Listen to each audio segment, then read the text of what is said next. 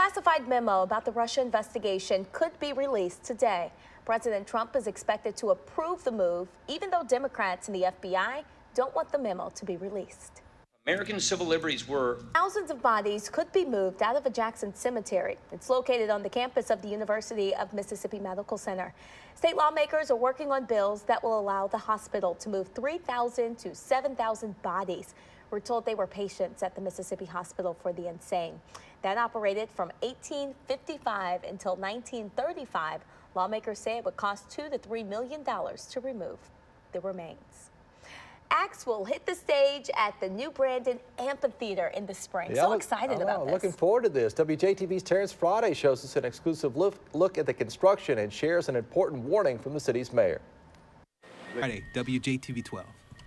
Terrence, thank you. St. Andrew's Episcopal School will host their Black History Month celebration today. There will be guest speakers, a music presentation, and an artifact display. The event will be held at the lower school campus off Old Canton Road in Jackson. It starts at 7:45 this morning. Man, they're having a great season. The coach is so tough. He is so tough. Vic Schaefer, never satisfied. He wants a national title to come to Starkville. They're 24-0. They might just do it this year. Let's do it. I know. Let's bring it on back. Wrap it in maroon and white. Time right now, 5. There's still weeks left in this year's deadly flu season, and doctors say you can still protect yourself by getting a shot.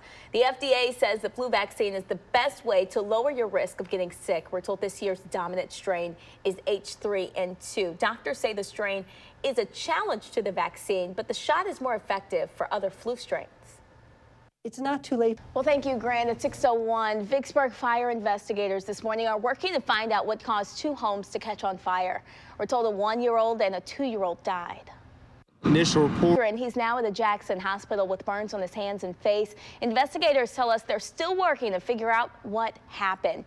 And a doctor is set to be sentenced today for bribing former MDOC Commissioner Christopher Epps. Dr. Carl Reddix admitted to the crime. He faces up to 10 years in prison, $250,000 in fines. His sentencing is set for 9 o'clock this morning.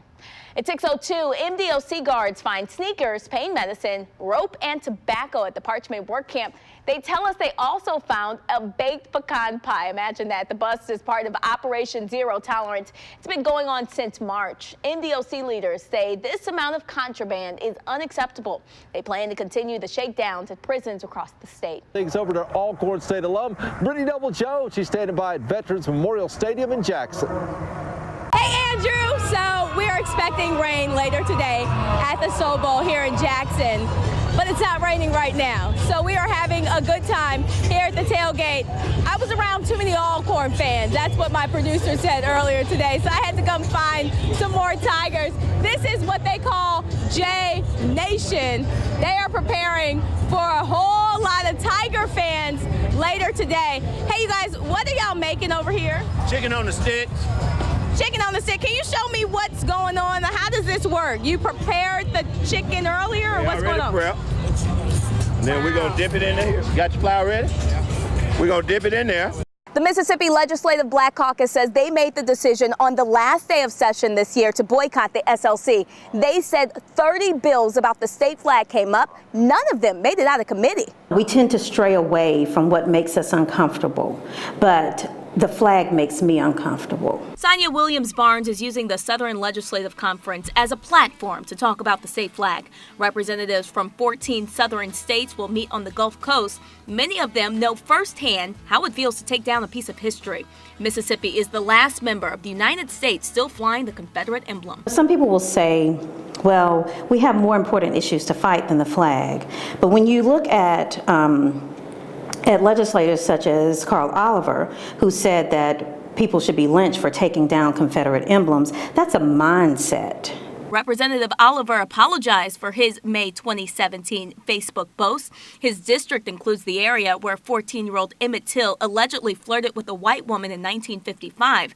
In a book about Till's murder, Timothy Tyson says Mississippi outstripped the nation with the greatest number of lynchings.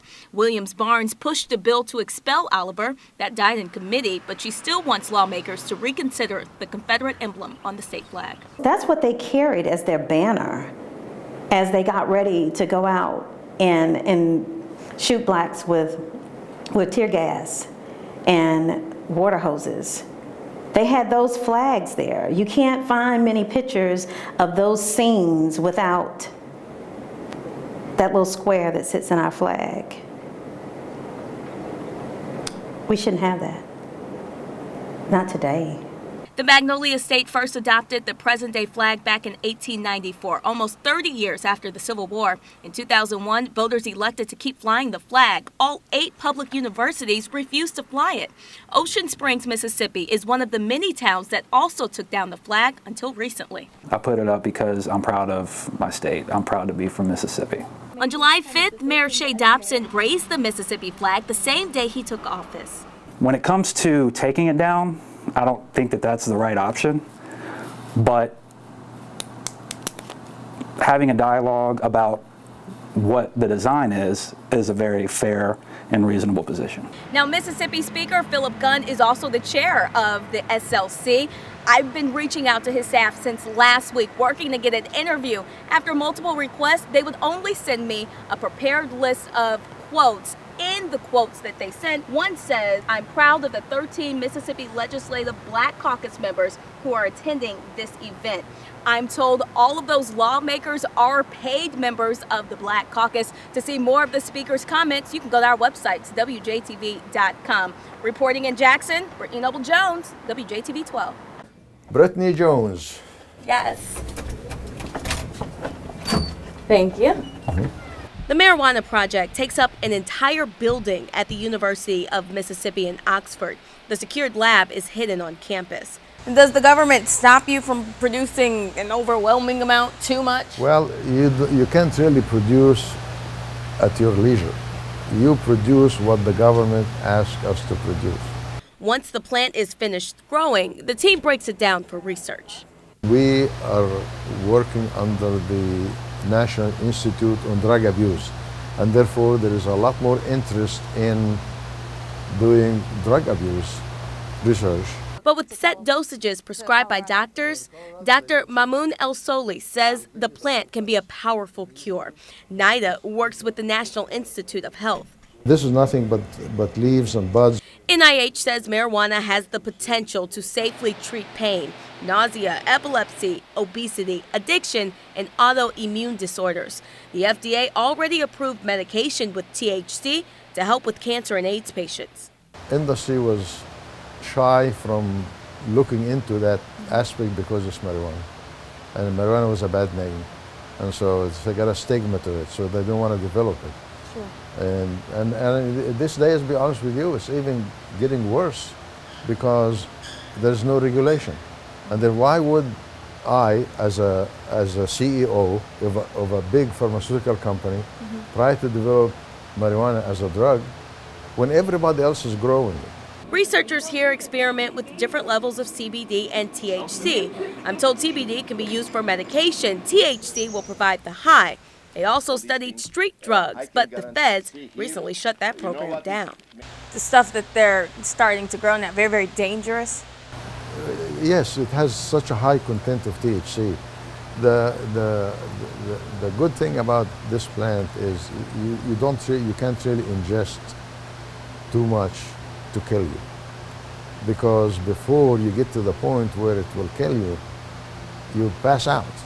Dr. El-Soli says he's never seen a death from marijuana in his triple-decade career. So far, 8 states legalized marijuana. Mississippi decriminalized small amounts in 1978. What do you think the problems that we'll begin to see after legalization? The problems are going to be long-term problems. You're going to see the young generation being stoned and being later on so lack of motivation to do things. He wants customers who shop at dispensaries to know the marijuana products can be unsafe. We're talking about making a drug like marijuana and putting it on the market, putting it in the dispensaries, and claiming, specific uses, but there is no scientific data to support the use of that particular material that's in the dispensary.